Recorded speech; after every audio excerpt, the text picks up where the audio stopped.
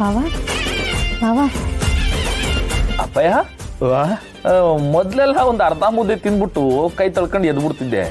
ಇವತ್ತು 3 ಮುದ್ದೆ ಉಣ್ಬಿಟ್ಟಲ್ಲ ಅಂತ.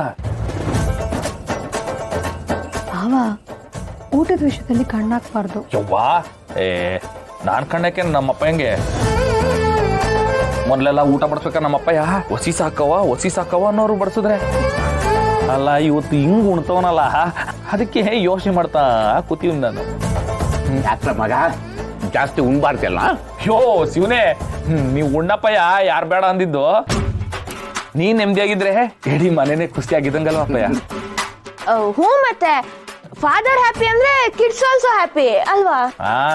ಕೇಳಿಸ್ಕೊಂಡೆಪ್ಪಯ್ಯ? ಕೇಳಿಸ್ಕೊಂಡೆ. ನೋಡ್ದಿಯಪ್ಪಾರು, ಮಕ್ಕಳ ಮಾತನ್ನ ಕೇಳಿಸ್ಕೊತಿಲ್ಲ, ಹಂಗ್ ಉಣ್ತವ ನಮ್ಮ ಅಪ್ಪಯ್ಯ. ಹಿಂಗೆ ಖುಷಿಯಾಗಿರಪ್ಪಯ್ಯ, ಅಷ್ಟೇ ನಂಗೆ ಬೇಕಿರೋದು.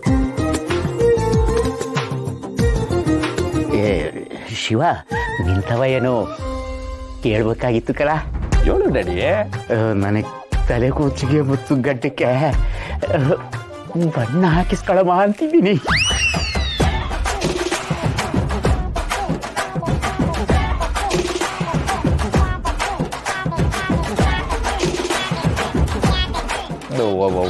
Daddy, what sudden surprise?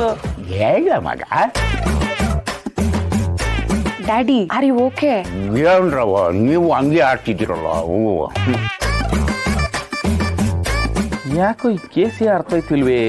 ಅಲ್ಲ ಡ್ಯಾಡಿ, ನೀ ಜಾಸ್ತಿ ಅಂದಾಗಿದ್ದೆ. ಅವನ್ ಕೈ ಮುಗ್ಮ್ಯಾಕೆ daddy come I take you home ಅಂದೆ.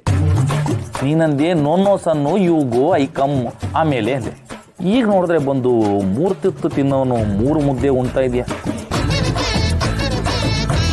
ಅದನ್ನು ಹರಿಸ್ಕೊಂಡ್ಬಿಡ್ತೀವಿ ನಾವು.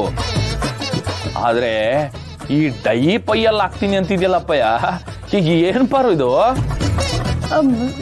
ನನ್ಗೇನ್ ಗೊತ್ತು? ಅತ್ಗೆ ನಿಮ್ಗೇನೋ ಗೊತ್ತು ಅಂತ ಹೇಳ್ತಾ ಇಲ್ಲ ಅತ್ಗೆ, ಇಲ್ಲಿ ನಡೀತಿದೆಯಲ್ಲ ಇದ್ರ ಬಗ್ಗೆ ನಿಮ್ಮ ಅಭಿಪ್ರಾಯ ಕೇಳ್ತಾ ಇರೋದು.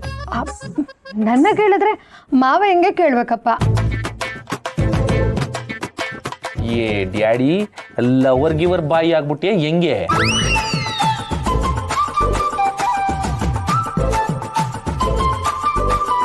ಹೋಗಪ್ಪ, ನೀನೊಳ್ಳೆ.